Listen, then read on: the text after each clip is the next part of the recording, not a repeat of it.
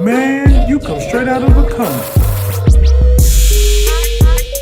Ladies and gentlemen, welcome to another episode of Straight Out of a Comic Book. I am your host, the Anomaly, the Goliath, the most electrifying man in all of digital media, Will Pharaoh. Happy Saturday.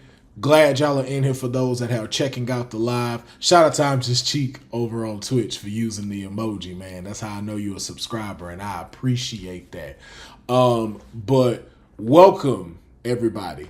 So glad to have y'all here. We got a lot to talk about today. We got a lot to talk about in video games. We got a lot to talk about in television. We got a lot to talk about in movies. A lot of stuff was happening this week, and I'm excited. I got disappointments, and I know people want to know what's going on with Blade. More news coming from Blade, and it's not looking good, man. It's really not looking good. We got that and so much more to talk about today, so I'm glad that y'all are tuning in. But without further ado, let's jump into the first set of topics, and we are going straight to video games. Now, this past week, they had the Nintendo Direct showcasing. June. All right, shout out to Big Beck 70. The Nintendo Direct showcase was I believe a week or so ago in this past month, and they were showcasing some of the new stuff that is coming out. Now, a lot of people were anticipating if they were going to show the Switch 2. We got a little bit of information on it, not too much information, but we do know that it's coming. But what we did get a lot of the rollouts that they're going to be doing video game wise. Some of the stuff that they had that were going to be as far as updates, things that were going to be added. They are adding the game Stray, where you get to play as the cat and stuff. It was very popular over on PlayStation. It did very well there. I played it myself. Very, very cool game. Very cool game. If you are just trying to kind of chill, get into the game life a little bit, Stray is really cool. As well as they will be doing remakes to Dragon Quest 3 H2 HD 2D. So they're getting a remake of Dragon Quest. So you're getting 1 and 2 next year. So the following year they will be doing a remake for Dragon Quest. As well as some other properties that they're going to have being remade. But some of the top things that were taken away from Nintendo Direct was the announcement of Metroid Prime 4 Beyond. Metro Prime is back, and supposedly Metro Prime it's rumored that this will be the first game that will be available on the Nintendo Switch 2. So don't know if that's confirmed just yet, but from the trailers that we saw, it looks like Metroid Prime has not missed a step, and it was worth the wait. Samus is back, and I can't wait to see the culture for Metroid Prime show out. I didn't realize how big until you go to cons and stuff, how big Metroid is a contender in the Nintendo family. We always consider Mario, Luigi. If you think top 5 Nintendo people, top 5 Nintendo characters, that's the face. So this is the Mount Rushmore of Nintendo characters. Who would you put in there? Because I'm hearing a lot of people saying that Metroid is within that Mount Rushmore. So we already know 2 spots are taken up, and that's Mario and Luigi. And Luigi certified himself when he got Luigi's Mansion. It wasn't just coattail type riding. Luigi stood out and stood on business. So you got Luigi, Mario, hold on, let me reverse that. Mario, Luigi. Then you got Link from Legend of Zelda. Donkey Kong. But if we go in that top 5, let's say our Mount Rushmore is top 5. Who's in top 5? Who's at 5th spot? Okay, so someone said in the chat, Pikachu. Oh man. And I can't think of no other console that's had a Pokemon game. So y'all might be right.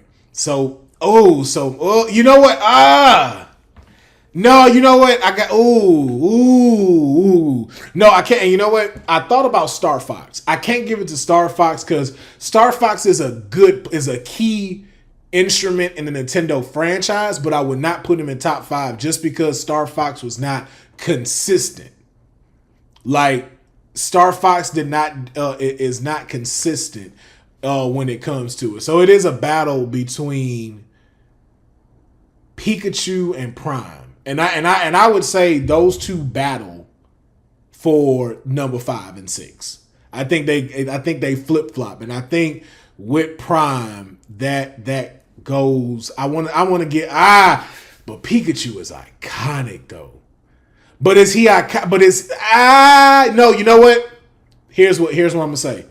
I'm putting Metroid Prime at number 5, and here's why. Because Pikachu garnered its success off of the franchise alone. So that was with movies, television, and everything else. So I can't put that there just yet. Oh fuck. I can't believe it. I forgot about the captain himself, Captain Kirby. Captain Kirby definitely got to be 5. Metroid is 6. Captain Kirby been holding it down. Captain Kirby was holding it down for years. Like the pillars of Nintendo. Like if Mario is the face of Nintendo, like Kirby gotta be like the Magic Johnson. Gotta be like the Magic Johnson. Cause Luigi is Scottie Pippen. Link is Shaq. Link is Shaq. Like Link just dominate no matter what. So I don't count Yoshi. I'm not counting Yoshi. Yoshi is like side character. He's cool, but I'm not putting him top 5. Like I can't put him as the face. So yeah, it gotta go Mario, Luigi, Link, Donkey Kong, Kirby as the top 5 Nintendo characters for their Mount Rushmore. Metroid Prime, I'm gonna put at number 6 though. I'm gonna put them in number 6. Just because, like, it's true. They really You can't. You just can't. I'm sorry. You can't.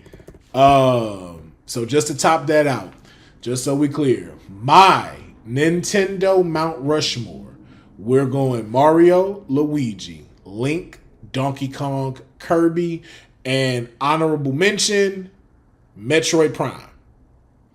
So those are the picks for those. Those are the picks for that. Yoshi is definitely Steve Kerr. Somebody said in the chat. Yoshi is definitely Steve Kerr. That is a great one. But yeah, so I'm looking forward to seeing what Metroid is gonna do, as well as, you know, we mentioned Link in the Mount Rushmore. We're getting another Zelda game, but this time the person who is in the title is finally stepping down off of the throne and getting into the shit. All right. So the new game for Zelda, the next chapter that was announced was The Legend of Zelda Echoes of Wisdom, where this time you will be playing as Zelda rather than playing as Link. And I have to say this, and I hope Nintendo hears this or y'all share it to Nintendo, but if you do not make a special edition where it's called The Legend of Link, y'all have dropped the ball. Y'all have dropped the ball on this. I'm going to let you know now. If you missed this opportunity to call it The Legend of Link and you play as Zelda, and like I said, special edition, if you don't drop that somewhere, you've missed out on a grand opportunity. I'm not a big Zelda fan. There's no hate towards it. It's just one of the games that it didn't grab me like it grabbed everybody else. But I did play Breath of the Wild. Breath of the Wild was good. I still haven't finished it yet, but that's not because I don't like Link. It's just because I find myself, I haven't finished a lot of my video games, and I need to do that. I might even start doing that on stream, like actually finishing video games and us watching them, because it is atrocious that I have still not finished Breath of the Wild. I have one mission from Cyberpunk left, like the finale, and I still haven't played it. I literally stopped and did not get back on it for some reason. And I only have the final mission of Cyberpunk, and I beat the actual game. Still haven't done it. So I need to do that. I need to do that. But yeah, I like the gaming style that they're doing, kind of playing around with it just to see what's up. I hope that they allow Zelda to have some dope powers, kind of to stand on their own, so we can kind of see, maybe even get a version like Breath of the Wild told by Zelda and something like that. But I think it looks like a cute game. I'm not going to play it personally, but I'm sure this will be fun to the fans of the Zelda franchise. I'm sure this is just another great addition to them. And yeah, so, and then the next things that they showcased, of course, was Mario and Luigi Brothership. Of course, the Jordan and Pippin of Nintendo are getting another RPG game called Mario and Luigi Brothership. It looks good. I've seen the trailer for it. I do like the animation style for Mario and Luigi. It looks really good. Like at first, I wasn't too sure about the style. I wasn't too sure of how it was going to look, but I'm liking what I'm seeing so far. And if you're a fan of the old school Super Nintendo Mario RPG, just settle in, because I think we've about to get the same stuff, but just a continuation of what they built on. The remake was good, but to see like this next chapter for them, again, it just adds to their franchise as well, kind of like for Legend of Zelda, and it just shows why they are the top dogs, why they are the top folks, and I'm all here for it. But the two that grabbed me at this showcase, our first one, Super Mario Party Jamboree. It's a jamboree in this bitch. Mario Party, man, listen. They did their thing with this. You can play with over 15 people online now.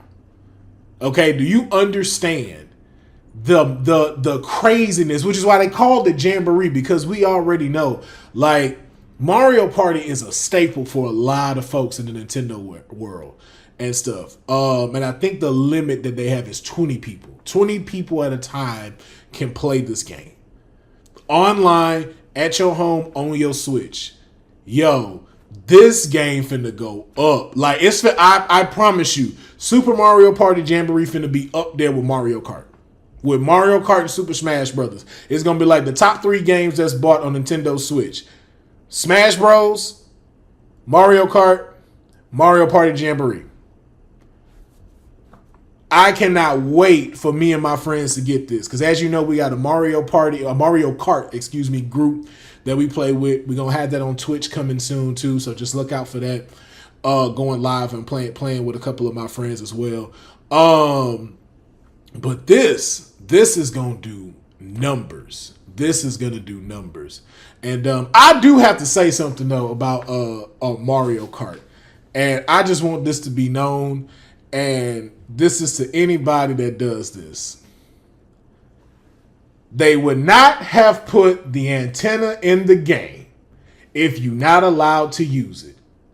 Do not bitch at nobody that uses the antenna in Mario Kart. If it was not supposed to be used, it would not be there. So if people want to use it, please use it. Do not let nobody punk you into thinking like, oh man, you can't play, you got the antenna on. Man, fuck you. You can kiss the lower end of my left testicle. Now at 200 cc's, you wild. Hey, if you play in 200 cc's with no antenna, you're wild. But stop bashing people that use the stuff. I do both. I do both. I'll use that antenna, and sometimes I won't use that antenna. I've had it and to where, because I've used the antenna to where it has gone horribly wrong, and has cost me winning the game. And it has straight like legit cost me, and I'm like, fuck, turning this damn antenna off, turning this shit off. Fuck this. But so stop bashing people that use the antenna, because we had that in a group a couple of days ago, and they was just like, man, no, you can't use the antenna. Yes, you can, because like 2 of my homegirls was using the antennas. It's like, let them use it. Let them use it. It's there. That's what it's there for.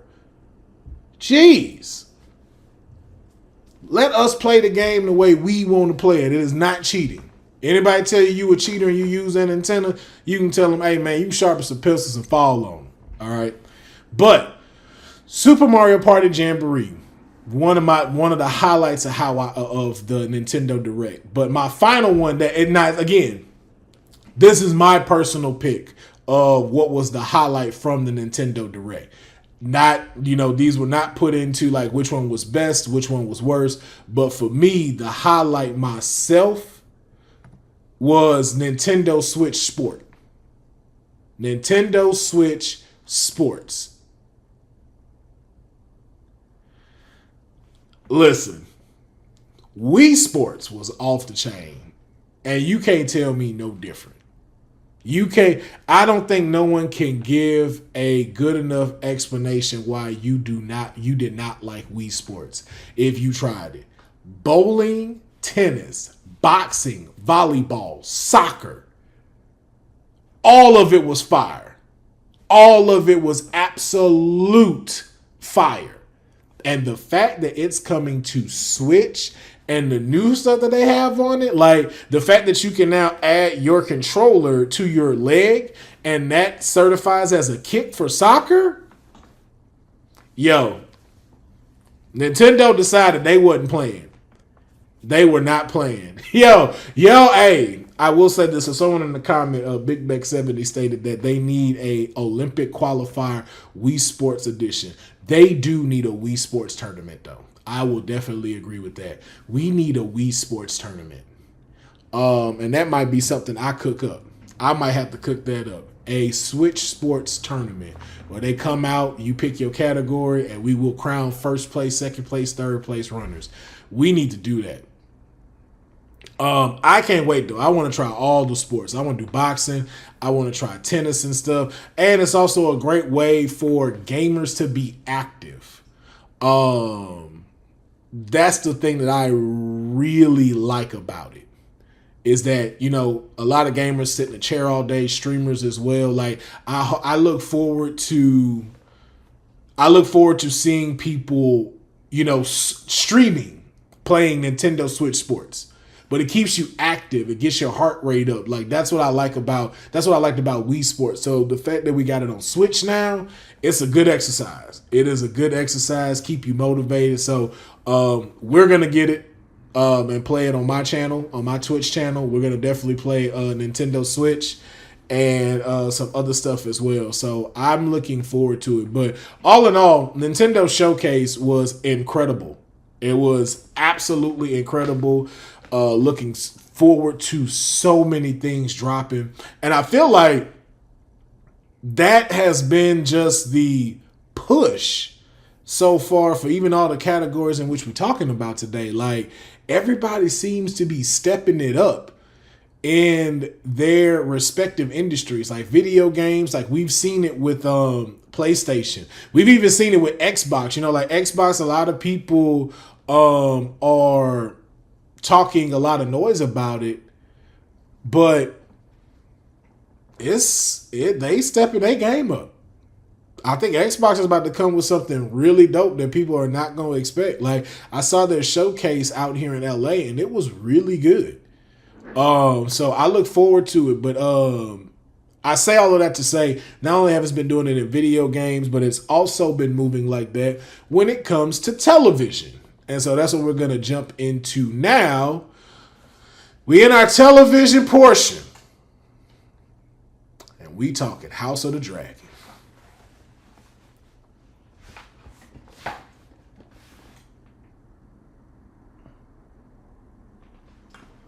Y'all, if you saw it, if you haven't seen it, this is a spoiler warning. Okay? If you haven't seen it, please exit the video, if you on live, exit the live. Go check out one of the other episodes that I have in Straight Out of a Comic Book. You can go watch who we picked as the top dads in a previous video. Go watch that because we about to talk about it. House of Dragons returned last Sunday. We got a new episode coming out this Sunday. Let me tell y'all something, man. I have never seen people divided like this since Bloods and Crips. People are representing if they are going black or if they going green. And obviously we know New York chose green because the Empire State Building put up that big ass green dragon saying they mess with the high towers. And that's why I don't fuck with New York. Y'all be letting too much shit attack y'all. Y'all got dragons on the Empire State Building. You got Godzilla roaming around. Got fucking Ninja Turtles in the sewer. How y'all live like that? How you live like that? I just got to deal with racist people. You got to deal with Godzilla? Godzilla. That's wild. That's wild. Y'all got too much happening in New York for me. Too much happening. It's too much that be going on in New York, man. That's why I stay far away and safe, man. But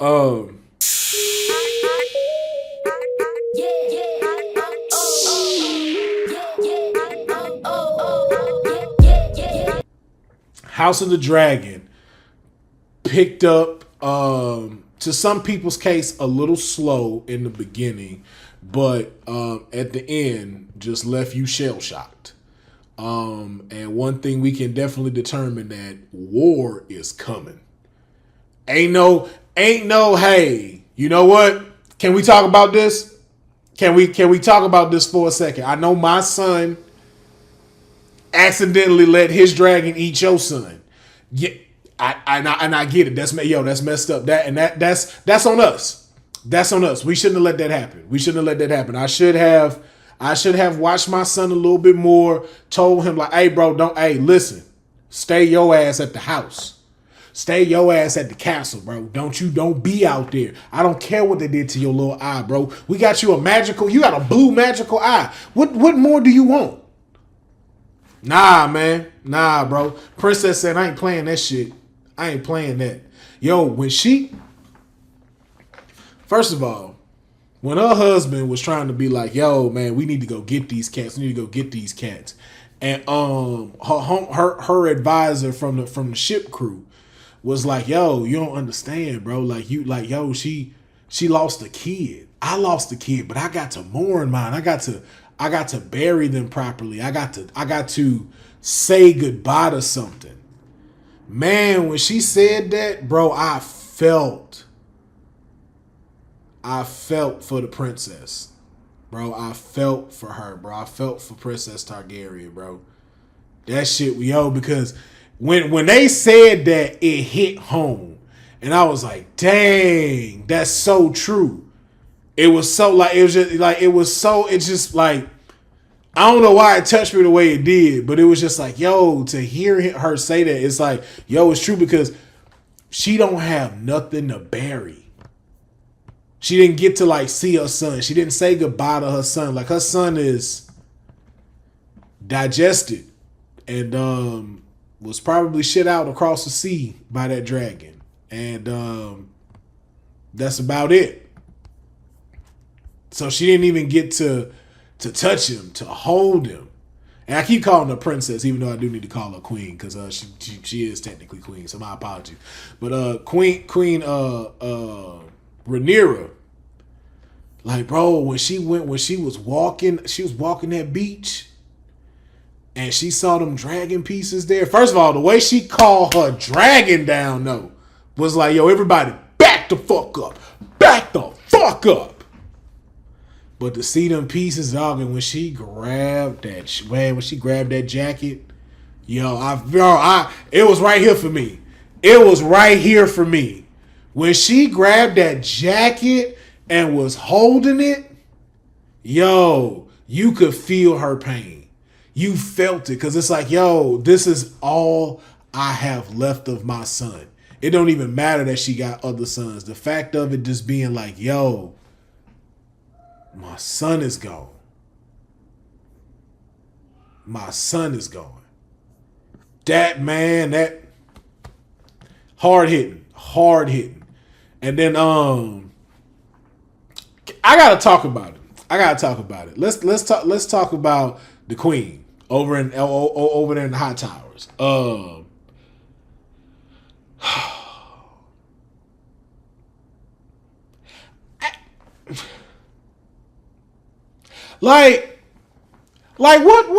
What's happening with her? Like, I don't understand. Like, how if you on Team Green, how are you supporting her movements?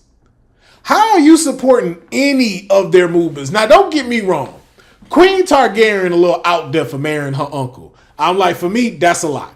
That is a lot. But it's olden times, trying to keep the bloodlines pure. The thought process I can reason with to go, okay, cool. But Queen Hightower, no. How? I don't understand how you rocking with the Hightowers, bro. How you gonna sleep with your former best friend's baby daddy? You got, and here's my thing. Queen Hightower is beautiful. It ain't like you can't pull anybody else. So many people in that castle. So many people in that kingdom. Why did you pick your former best friend's baby's daddy? And to all of those that may disagree with me on how she looked, when I say beautiful, I mean like classic beauty. Like, I don't mean like, yo, she bad. She bad. Like, face-wise, she is a beautiful woman. I don't care what nobody say. Like, facial-wise, she is what you call a classic beauty. And she is. But how out of everybody you sleep with your best friend's baby daddy and not expect that war is gonna come? Like, you are literally writing a note that says, "Hey, I want to go to war. I do not care about anything in this castle nor anyone. Please bring these dragons here and burn this shit to the ground." There's no way there's no possible way you care about what happens.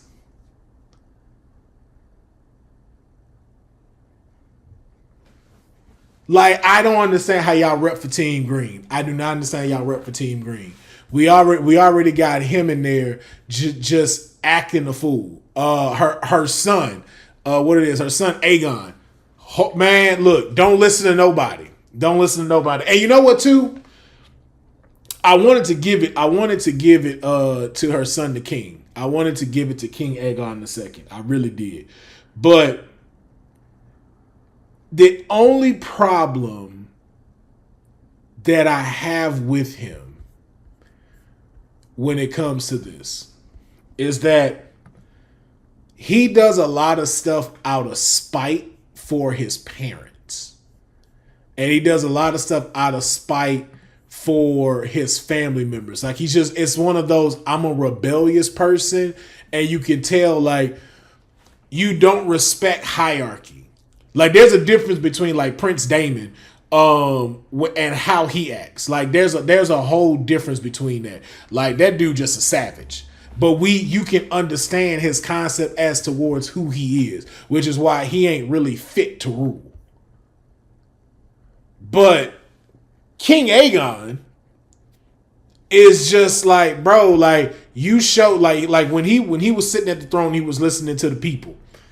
And your advisor is trying to tell you some real shit. Now, don't get me wrong. Otto ain't shit. He is a no shit nigga. I'm still gonna throw that out there. All them high towers ain't shit. Like, at all. Them high towers is bad news. They toxic. But he was at least giving him some real advice. It's just like, yo, we trying to pay these people off.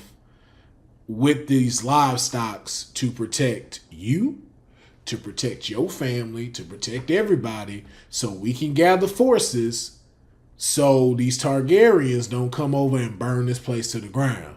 So while I know this cat's struggling, just keep in mind, if you open that gate, the flood gonna come in.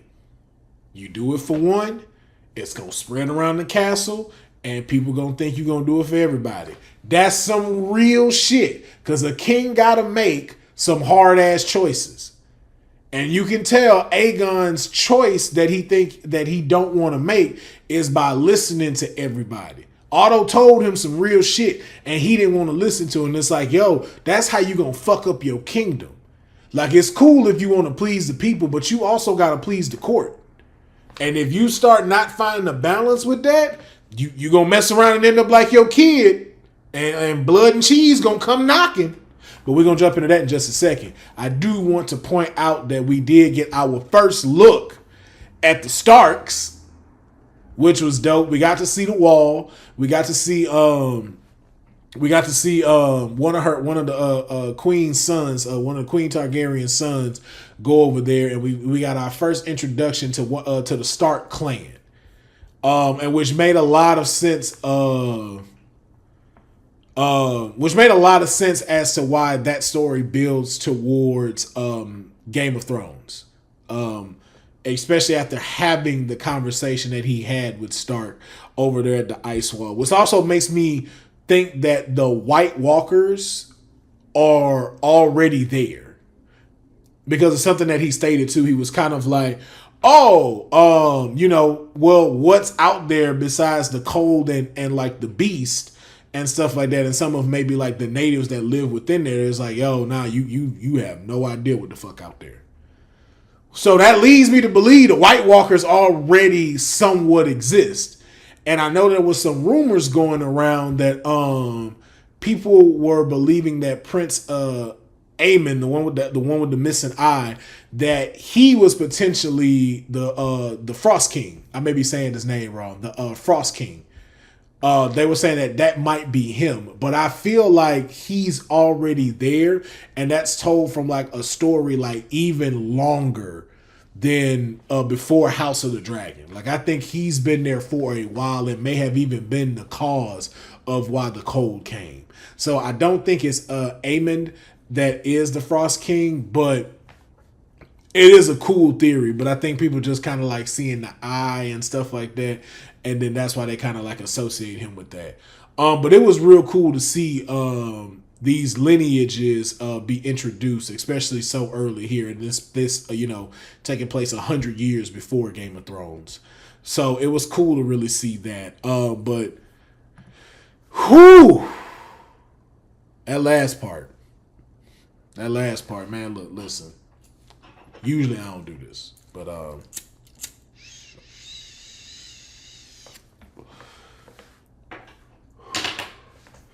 I had to. Just thinking about it, of what Blood and Cheese did at the end of that episode.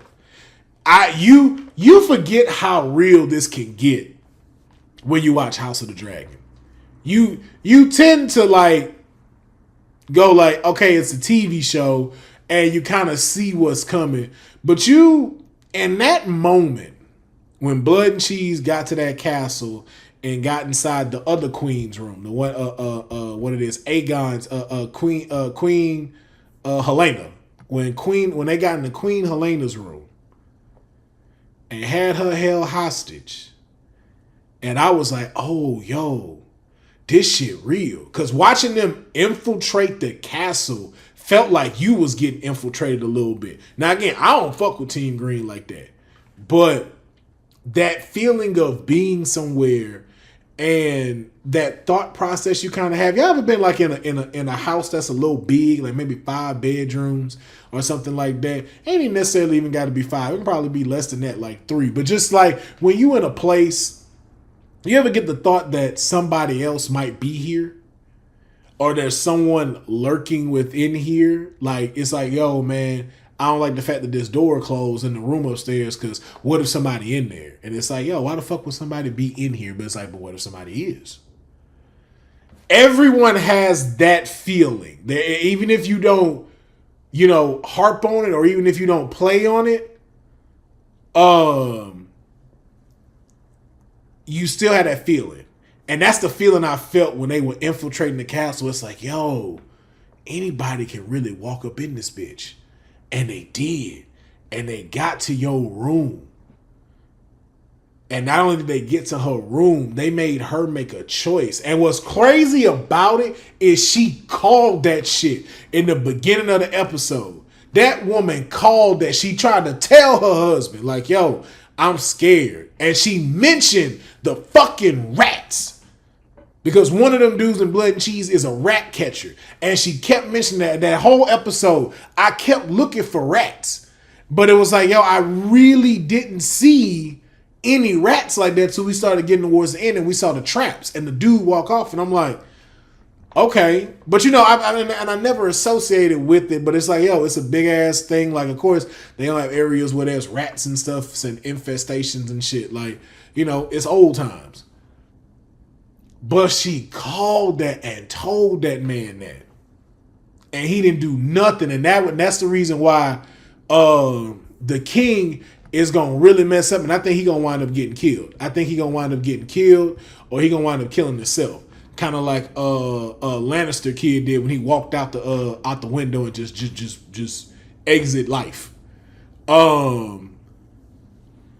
And he told her and he didn't pay attention. And your arrogance cost you your son. And you know what, too? We had this conversation in a group of mine. And they was like, if I was her, I wouldn't have chosen. I would have said, like some people believe, like, yo, why didn't she sacrifice herself and let the two kids live? And then the only problem with that is Blood and Cheese was coming back with somebody's head, a son's head at that. And how I showed it was you risk losing all three of you by doing that. Because if they kill you, there's the son and the daughter left. You start sawing off the brother's head, the daughter wakes up, screams, now you got to take the daughter out. So now there's two kids, and he only requested one. That's two kids and a queen taken out. Yo, that's that when I saw, like, when they was like, yo, choose who you gonna take out, I knew she was like, pick, which one is your son? I already knew she picked the son. And the reason why I knew she picked the son, because she did not want another one of hers ascending to the throne. She did not want another guy in there.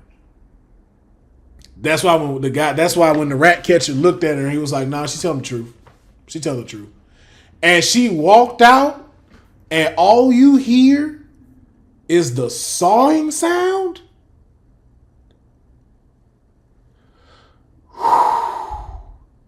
And that bitch just cut off and showed the credits. I had to go outside after that. I had to go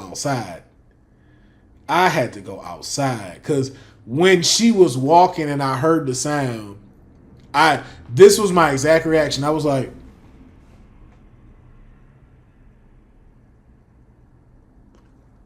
are they cutting that baby's head off? Like, literally, like, I had to look at my homeboy and I was just like, are they cutting that baby's head off? I was like, you hear that? Are they really cutting that baby's head off? Yo, that shit flipped me out. That shit freaked me the fuck out.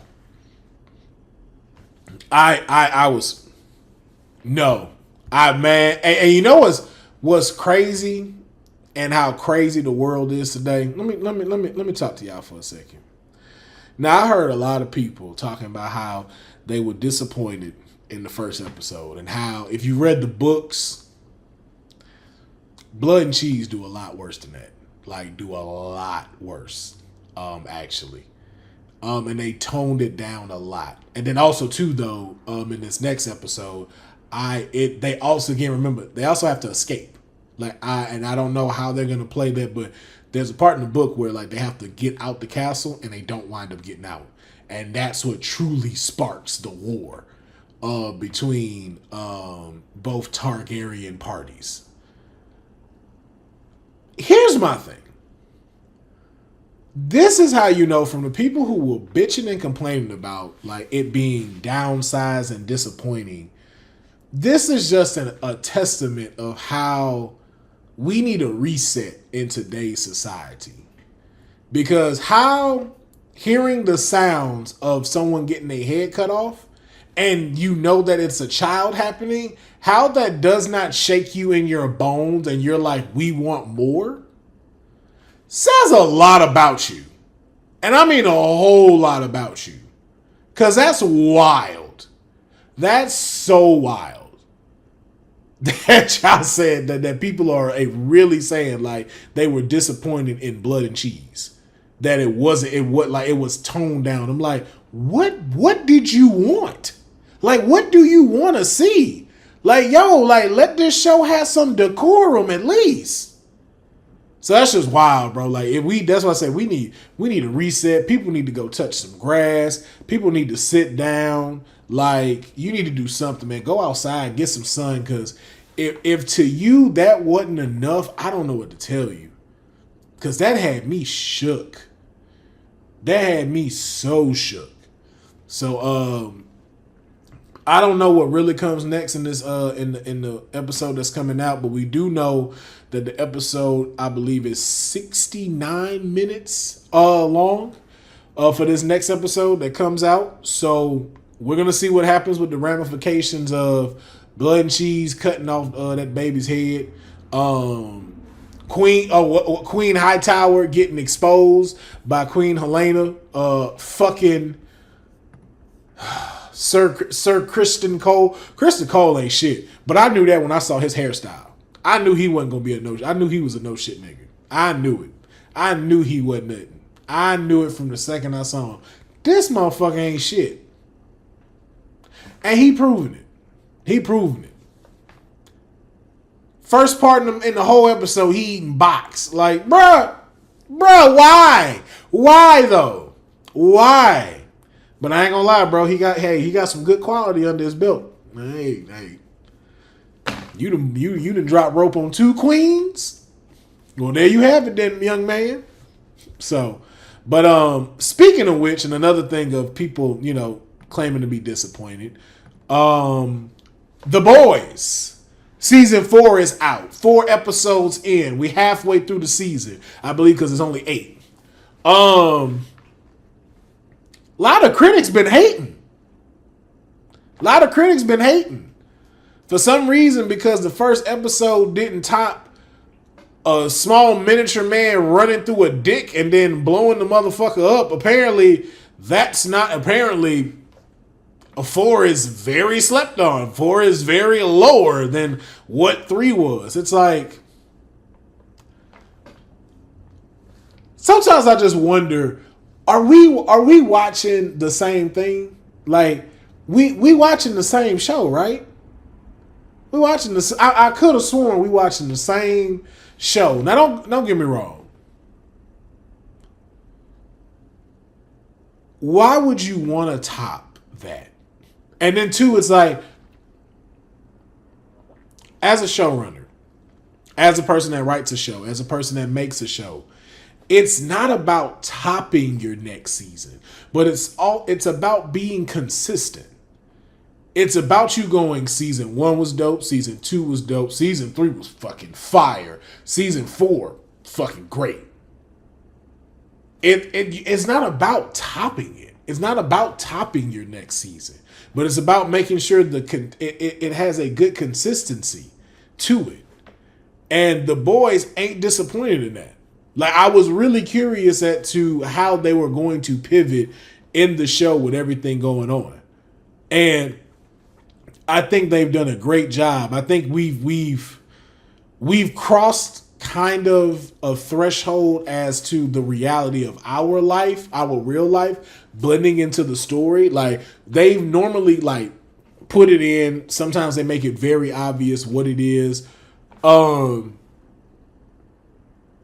in this one, it feels very real. Like, the only thing that's not real about this whole show is the superheroes. But if you take the superheroes out, it kind of feels like the world today. And I don't think that they were too shy on that in this season, in these last 4 episodes. But all in all, it's got me interested. There's depths in this story that have gotten tremendous. Like Frenchie's story was not expecting. They was not expecting Frenchie to have this story. Was not expecting him to do this. Was not expecting how that was gonna go. Kimiko's story. Love their development in season 4. Them kind of separating, them kind of being on their own. I love seeing Kimiko interact with the other members of the boys, like watching her and Huey like have more conversation, seeing like the banter between them. It's not a lot, but to just see like, okay, hey, there's a mutual respect from both of them. Like they both like fuck with each other. You know what I'm saying? Like he respects her. He don't look at her no different way. And Kimiko feels like she's not being judged. Like she can be comfortable around him. I like that. A lot of them are getting their own ways and being able to come back to try to deal with it. Like, I like that we're not harping on Starlight and Huey's story as far as a relationship. I love seeing that they're solid. I like that it's a solid foundation. We're not seeing cracks of them being together. Like, we've gotten past that. We got bigger shit to worry about. Watching Starlight's new phase, or excuse me, Annie January, as she is right now. How she's developing. Butcher's story. Like, yo, near death, man. Seeing his wife. Just all of it is so good. Even Mother's Milk being the front man now. Not really seeing his OCD and really standing 10 toes down for his people. Like, it's like, nah, bro, like, we know how important we are to this. And I can't let you fuck this up no matter how much I care about you. I can't let you fuck this up for everybody else. And then just everybody's having like the storyline and the growth and the evolution of all these characters just have been written so well. And I'm enjoying just seeing each and every single one of them. Even like A-Train's, like from where A-Train started to where A-Train is now. Hands down, one of the top character developments. Like addict, murderer, and then just like really showing like the breaking point. Like even like to the point of, I think what episode 3 where Mother's Milk was like, I think we can turn him. I think we can turn A-Train. And they were right, because it's like A-Train knows like, bro, I can't do this no more. I see the veil. Like I've seen it to where I've messed up from my mistakes. I've been kicked out the 7. I've been brought back in the 7. I've lost my powers. I've almost died. I damn near died. I had my heart replaced to where now I can run fast again. Like the development of his story is excellent. The introduction to the new members of 7, like Firecracker, Sister Sage. Sister Sage didn't probably only be like in maybe I want to say 3 episodes like that, and already Sister Sage has done way more than what's her face the Nazi chick done coming in there. That like Sister Sage is a problem. Sister Sage is a real problem because you don't know whose side Sister Sage is on. As much as she's assisting Homelander in this plan, what is her end goal?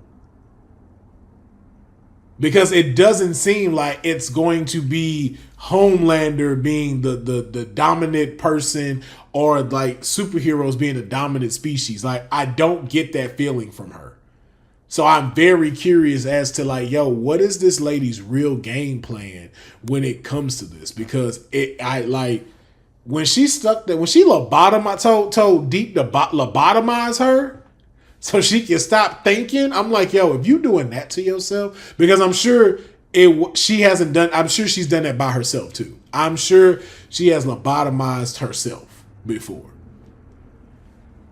Man. When I saw that, that's when I knew that woman ain't nothing to fuck with. Something going on. something going on. But this show is great, and of course, you know, like the big takeaway is Homelander. And the actor that plays Homelander needs a Oscar, bro. Not an Oscar, a Emmy. Anthony Starr has been killing it.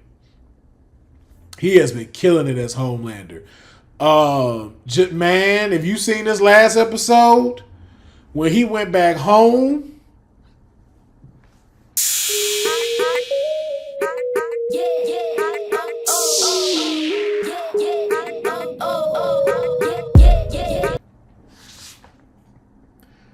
Man, I ain't gonna front, bro. That's up there with House of the Dragon. The first episode.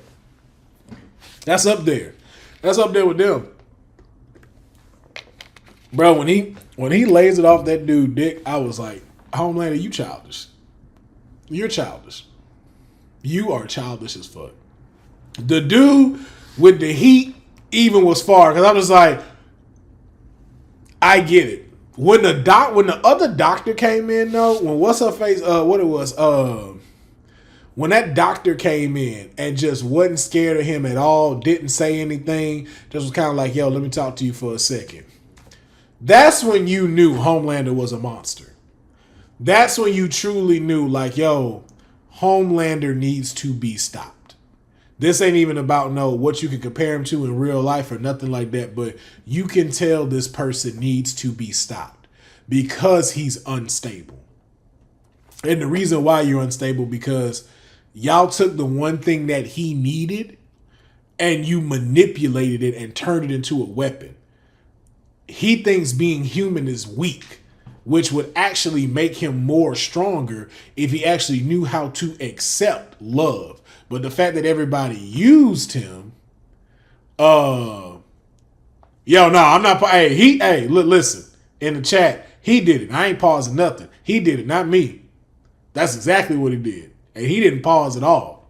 He laughed, actually. He didn't pause nothing. He laughed. Laughed at that man. They told him, put him out of his misery. Please stop. Like, please. He's done. Can't do nothing for him. Take him out of his misery. But this show you, like, that dude's a monster. When she said that, like, yo, the person that was carrying you, you lasered them out of the womb and floated up.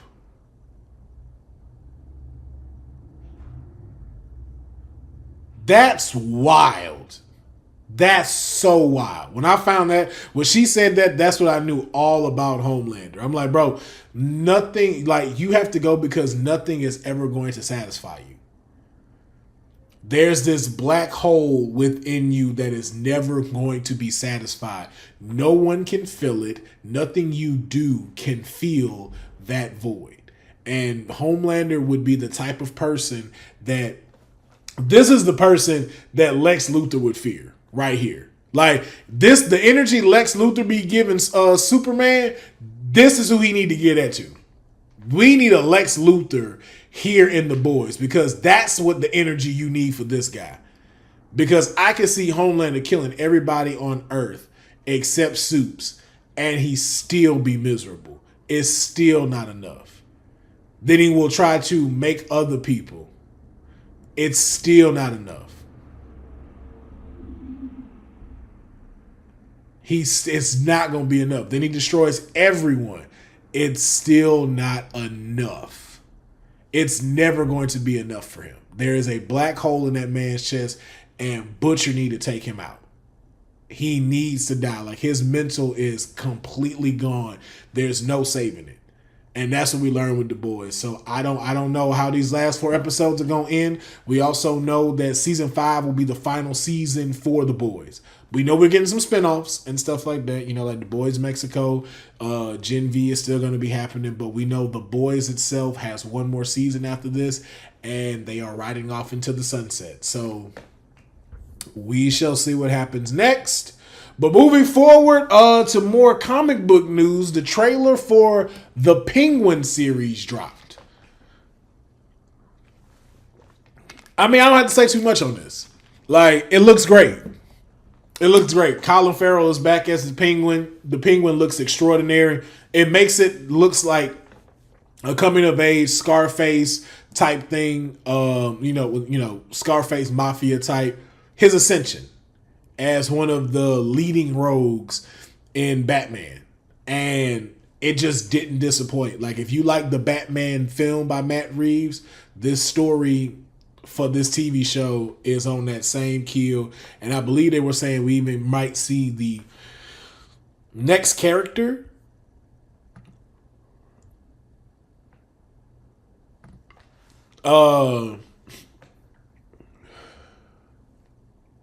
yeah. Sorry about that. I think I had some technical difficulties. They said that we're going to see one of the villains that will be featured in the Batman sequel. So I'm excited to watch it and to see what's going to happen. Because that's going to get very interesting. That's going to get very interesting. But I can't wait for it to drop. I can't wait for it to come out. I can't wait for it to... I don't know how many episodes we getting, but I know it's coming out on Max. But I'm excited. Walking through church with my... I'm going to be right back. My strand of a comic book is on. Excuse me, Father. I feel you, easy not. But yeah, I don't have too much to say on it just because we know it's going to be great. Like, we know it's going to be good. Like, we saw what Colin Farrell did in the Batman. Like, he gave us a new look at Penguin, and I love this version of Penguin. Not, don't get me wrong, Danny DeVito's character, great. That's why I don't like to compare the two, because I'm like, for what he did as the Penguin, it is top notch. I like the different version of the Penguin that Colin Farrell gave us. I'm not going to compare the two. I'm not going to say his is better than Danny DeVito's. I never want to do that with these type of characters, especially like when we had a conversation about the Joker and like who's the best Joker. Because I'm like, all of them play different Jokers. So I can't compare the two. Like, the closest I can even pair with the Jokers is Jack Nicholson and then the Hispanic guy that played him in the original TV show with Adam West, because they were the similar Joker. And that's if you decide you want to compare the two, which I still try not to. So that's why it's like, it's hard for me to when we talk about who's the best of it, because they give different versions of them that stands out. And Colin Farrell isn't doing no different with this Penguin, or Oz as they call him. So I look forward to seeing the eyes of Gotham through a villain, and why you can see the flaws of why the Batman is here. You can see the flaws in it, the good things and the flaws in it, by what's going on. So I'm looking forward to it. Can't wait for it to drop. And then, speaking of some other things I couldn't wait to drop, whoo! Let's talk about it, y'all. Let's talk about it. Now, usually, I try to keep wrestling with the Women's Wrestling Talk podcast. You can catch me there normally on Mondays, Wednesdays, and Fridays for the WWT Live. But man, listen, I had to talk about this. The Wyatt Six. The Wyatt Six debuted this past Monday on Monday Night Raw. If you're not a wrestling fan, if you are a wrestling fan, this group is a creative from the late great Bray Wyatt, aka Wyndham Rotunda. Rest in peace to him. He had a vision that he had created, that he had displayed throughout WWE for over, I want to say maybe like over the span of 8 years. Gave us incredible moments, has garnered so much respect from all of the wrestling community, all of the wrestlers, everything. And it was unfortunate that he did pass, I want to say about 3 years ago, due to heart complications and COVID. But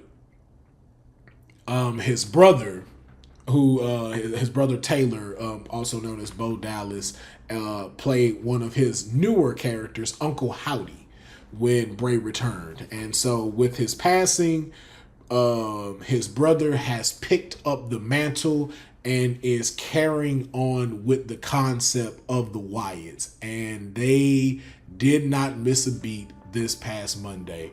Because of copyright reasons, I can't show the video. So, but when I tell you, one of the things that were promoted through here was a massacre was coming. And a massacre they did. And their introduction into the WWE, I'm telling you, like, it made almost any fan of Bray Wyatt, it made you tear up. Because, like, if you know who Bray Wyatt is, you know the creativity that he has put within his characters for the people that he's created throughout these characters. To see this vision come to life the way it did, it was straight cinema. I know it's supposed to be a sports entertainment show. Man, this was pure cinema what they gave us. 5 members were introduced. We believe that there's one more that's going to be introduced here. But I look so forward to Monday Night Raw and to see what's going to come of them. And so, like I said, I know we don't normally talk about wrestling, but I had to tell you just the impact that it made for everyone that was a fan. I believe their clip when they debuted, within 4 hours, it was at 25 million. That's how watched this video was. Like, I still watch this video. And matter of fact, what we'll do is after the episode, when the Q&A, I'll probably play the video. I'll play the video for those that stay after the Q&A, just so you can see it. But yeah, the Wyatt Six are here, and their debut was nothing short of amazing. And I look forward to seeing how their story plays out into the WWE universe, because it is going to be a wild ride. Now, to get into our final segments of movies, but before we get into movies, I don't really know where this falls. So we're gonna go movie / television. Harry Potter, aka Daniel Radcliffe, man. Shout out to Daniel Radcliffe, bro, for winning his first Tony Award. All right. And no, it was not for Harry Potter. Just so we're very clear on that. It was not for Harry Potter. It was for his portrayal of Charlie Kringus. I hope I said that right. The lyricist and best friend of Franklin Shepherd in the musical Merrily We Roll Along. It has been going throughout the country, I believe, and a phenomenal play. If you're in the play in theater, this is one of those that they say, hey, don't miss this. It is a great show. Daniel Radcliffe does a phenomenal job playing, once again, Charlie. And in his first nomination, he achieved his first win as well, receiving a Tony for, I believe, Best Supporting Actor in the film, if not, I believe, Best Actor. So congratulations to Daniel Radcliffe, man.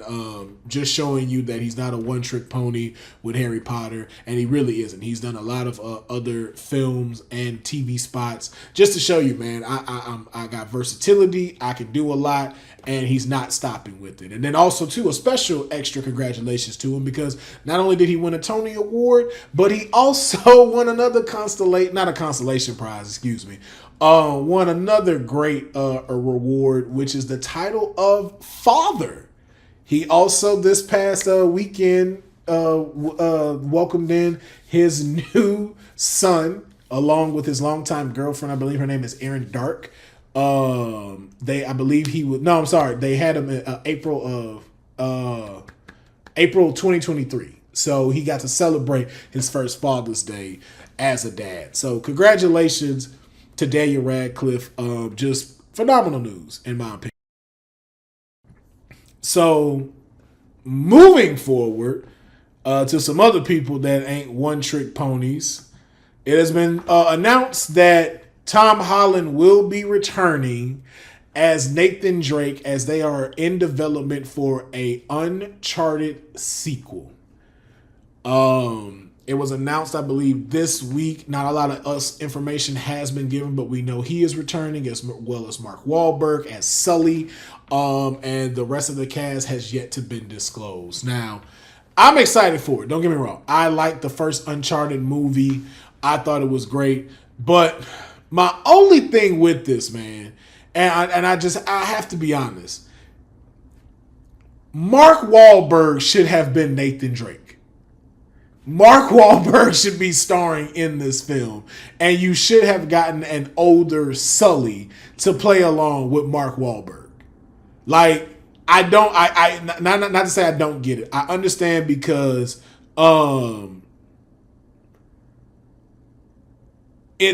they want to do franchise. Tom Holland's the better way to go because we know we can get him to do more stunts. We know we can get him to be in here a little bit longer. That type of stuff, physical conditioning, everything. For Mark Wahlberg, I understand, other obligations, other movies and television shows he may be helping produce, create. So I understand why they went with the more obvious choice as far as longevity is concerned. I just still, as far as the aesthetic of the game, Mark Wahlberg is Nathan Drake. Like, why is he not Nathan Drake? Why is he not the star of Uncharted? Like, that's the only thing that irked me about it so bad. But the movie itself was good. Like, the action was good. It was in classic fashion of Uncharted. So, hopefully they can continue that moving into the sequel. But as more information comes, we'll talk about it here on Straight Out of a Comic Book. So we'll see. It is something that's still on my radar. I'm not going to say I'm excited. I should take that back. I'm not excited, but I am intrigued. So, what we can get into is our main topic. And our main topic is Blade.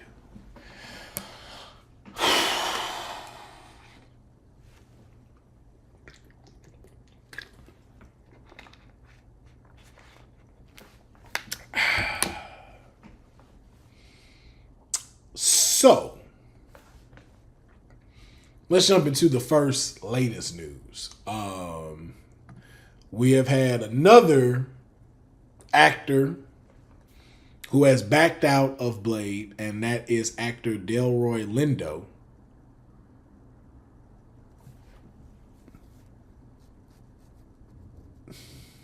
Delroy Lindo has backed out of the Blade movie. It was announced this week. As well as we know the director has also backed out of Blade as well. And then more news within Blade is that we heard that one of the scripts that had been presented was that Blade was supposedly finna be set in the 1920s.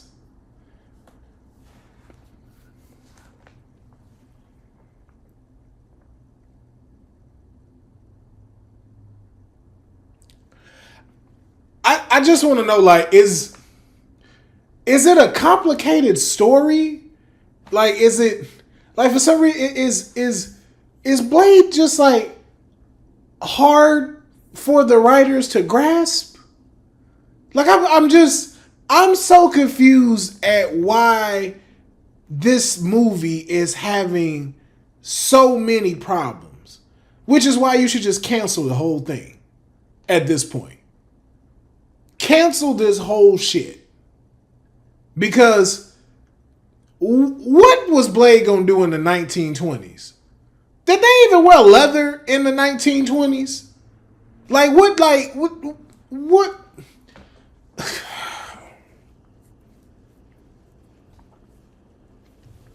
It just pisses me off because this is a simple story. And I don't mean simple in a bad way. Like, this is a simple story for you to make happen. I don't understand why we're running into these things like this. I don't get it. I don't understand. Like, you have so many options to do stuff with this. And the thing is, it's like, you can either use the villains that he has or introduce us into something different. And the one thing that I can say about this,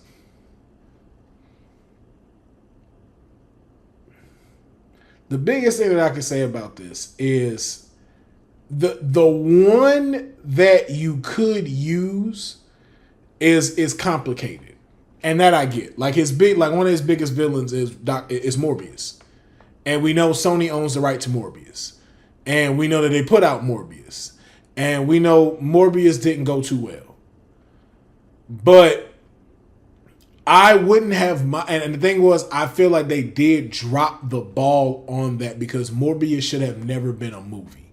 Morbius should have never came out.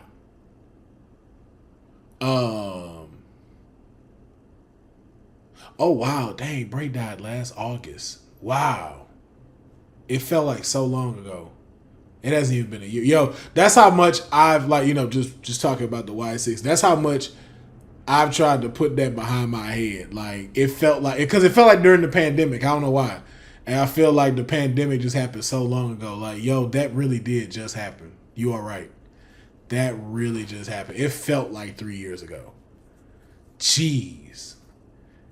And even to that point, like, it felt like, like now with all the stuff that happened in wrestling, like, yo, like WrestleMania, like XL, feel like that happened almost a year ago. Like I feel like the Royal Rumble finna come up in like a few months. Like, that's just how much stuff that just didn't happen in wrestling with it. But thank you for correcting me, Joaquin Owens. Thank you for that. I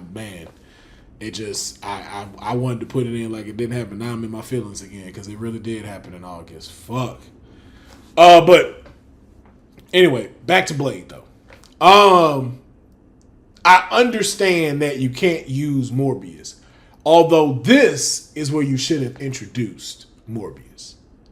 This was the perfect introduction for Jared Leto's Morbius to have been introduced. And that be Blade's main villain. And then too, if you wanted Morbius to turn him like it was in the Spider-Man comic book, that worked along just well. But for some reason, what's they faces just, I don't know. We don't know what they doing over there at Sony at this point. At this point, we don't know. But for all other purposes though, like Baron Blood could have been somebody. Or the Bloods in general, because you got Baroness Blood as well. There's so many of these different characters that could have been used for Blade. And to be honest with you, it's like the biggest one to even use, you act like you just don't want to utilize it, which is vampires. Because here's my thing about it, like Blade don't necessarily need a major villain. Or at least even to a recognizable villain. It doesn't need one immediately, if that makes sense. Like, you could have gotten away with Blade showing this world that Blade lives in because we haven't seen that world yet. You know what I'm saying? Like, we've seen Avengers. We've seen a little bit of like Moon Knight. We've seen the magical side. We've seen a small slither of your world in Werewolf by Night. But we haven't seen the world that Blade lives in. So that's one idea. Now again, I don't think that you should put that fully on a Blade movie. That's just my opinion. But if it's like you have to write one, there it is. But this whole thing about it being set in the 20s, it being he has to protect this princess vampire and stuff like that. It's like, yo, like, are you just finding difficulty on what story to use? Is that what it is? I'm so confused. And then also too, you don't necessarily have to keep it with just vampires. If I'm being honest, if you wanted to, you could legit have other magical creatures be in this film. It don't have to just be vampires. It can be all sorts of mythical, because he didn't just fight vampires. That was his specialty. But it's like, yo, like, this man fought dark elves. This man fought like I think there was like what? There was like boy thing, like man thing, like mixed in with this other dude and stuff like that. Like, I believe he's even battled Null at one time. I don't like I said, like fate, like fist up and stuff and everything. But like, it's not just vampires that Blade goes after. So it's like, I don't get what's the issue. What's the problem with this movie?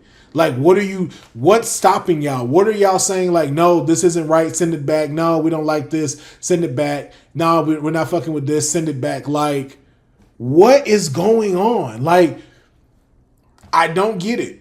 But I still go back to my original point that we talked about on the previous episode, that I don't think Blade needs a movie. I think you need to give Blade the Hawkeye treatment and sprinkle him into movies and build the world that is needed with other major characters. So then that way we can determine what we want to see from Blade. Do we want a full-length movie? Do we want a Marvel Presents? Or do we want a TV series? Because I love Blade. I think Blade is a phenomenal character, but let's keep it a buck.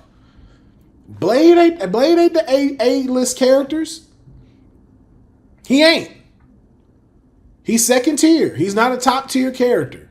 We just gotta throw that out there. He's a top tier favorite, but in the Marvel universe, he's not. He's in the second class, if anything.